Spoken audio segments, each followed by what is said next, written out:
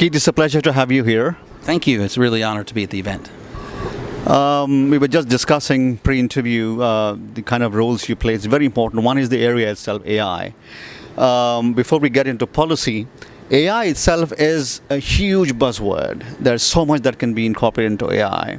So if I were to take a 30,000 feet level to understand, how we look at AI, and then I want you immediately come down to the ground level and see, so a common man can then translate that into how it's going to be applied to his or her in everyday lives. Sure. Well, artificial intelligence is essentially a subdomain of computer science. I mean, it's a field, and it's a field of fields. It isn't one thing. Actually, one of the consulting firms described it, and I like this, as a constellation of technology and knowledge domains. It's true. Within the idea of artificial intelligence, you have machine learning and deep learning and computer vision and natural language processing and just all these different sort of capabilities that come together, and they overlap, and they're different ways of applying this idea of science. But there are some really practical ways to think about it that are very important if you just want to come all the way down to the mortal level where basic humans can understand it, which is that artificial intelligence, is the ability for a machine to simulate human-like brain functions and cognitive capabilities, right? So it's not just the ability to make speech, but it's the ability to understand language. It's not just the ability to see something, but to recognize the nature of that object, right? That I know it's that person, or it's that that dog, or it's that car, right? And so it's being able to do things that normally humans could do, right? And if you can emulate a human-like capability, then you can improve upon it and you can scale it. And that's what's so interesting about AI, and that's why it leads to these, almost magical possibilities. But there are risks that come with it as well, right? And so you have to look at both sides of that equation. You want to not just create artificial intelligence; you want to create it in a responsible way.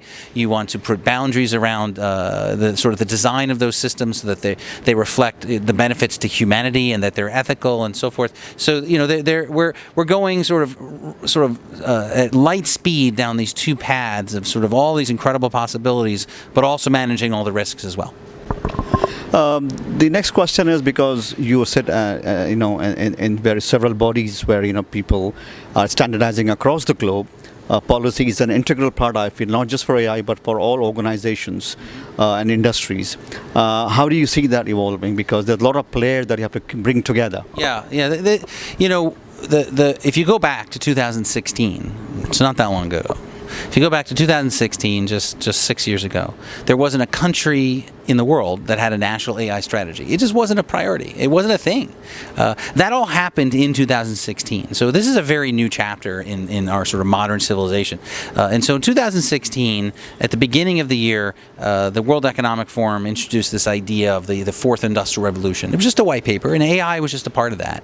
But it really sparked this conversation among the world leaders and politicians and the big tech CEOs. Everyone sort of started having this conversation very, very aggressively at the beginning of the year, and over the course, by the end of the year, 12 months later, there was sort of an explosion, almost a collective acknowledgement that artificial intelligence is now a global policy imperative, and starting with Canada in June of 2017, and then followed by China, and then so forth, all of the world's leading economies have now developed and adopted national AI strategies, almost all championed at the head of state level. So these are not sort of just little programs happening in some department. These are often championed by the head of, almost exclusively head of state.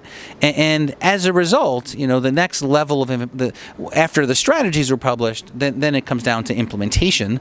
And and again, the implementation of these strategies includes, well, there's all these great possibilities, but what about the risks, and how do we work together and cooperate both across industry and society and government and academia to ensure that AI is human-centered, that AI is beneficial to humanity, and that it's deployed in a very responsible way. And there's a lot going on there, and it's actually no one's solved the problem. It's a journey, but I think it's very encouraging to see amount of activity happening across governments and across industries to ensure that AI can be trusted and essentially for good. And so that's happening in parallel to all of the sort of private sector innovation and investment and startups and all that scaling, it's all happening sort of at the same time.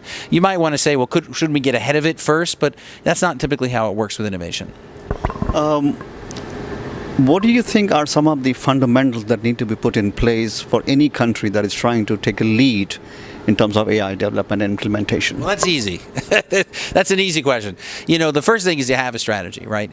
Most countries do. There are some notable countries that haven't formalized their strategy, but you need to have a strategy. Then you need to implement that strategy in a very thoughtful, sort of inclusive way. And I say inclusive not because it's a popular term today, but because there's so many stakeholders in society that need to participate in a successful implementation of that strategy. If it's just sort of an elite academic activity, then it may not bleed into sort of the private sector to create the innovation you want, job creation, new industries. And the opposite is true. If it's driven too much by the private sector, then it may not lead to the sort of the cutting edge research, the fundamental research that's needed sort of on the academic side.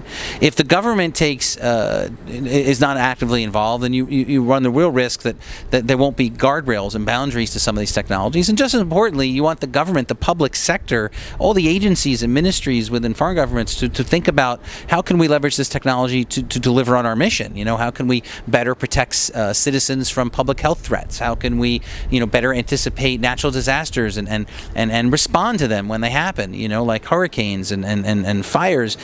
So there's so many opportunities to do this well. You really want to have a strategy and you want to deploy it very inclusively. The actual strategy itself will be different country by country. No country has the same strategy, but there are two fundamental things you need. You need to have investments in both the human and the compute infrastructure on which AI is built. AI doesn't rain down from the clouds. I mean, it has to be literally innovated. It must be engineered and trained and cultivated over time using data and skills. And you can only do that if you have the right people, or you have people with those skills, and you're growing them, and you have those graduate programs and those training programs and all the things you need within your educational system.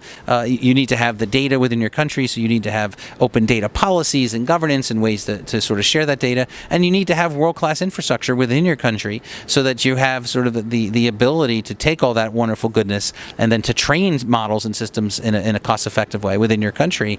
If you have all those things, then you have the basis for creating world-class artificial intelligence capabilities, and that's where we're headed as a world. Thank you, Keith. Really appreciate the time. My pleasure. Thank you for asking me.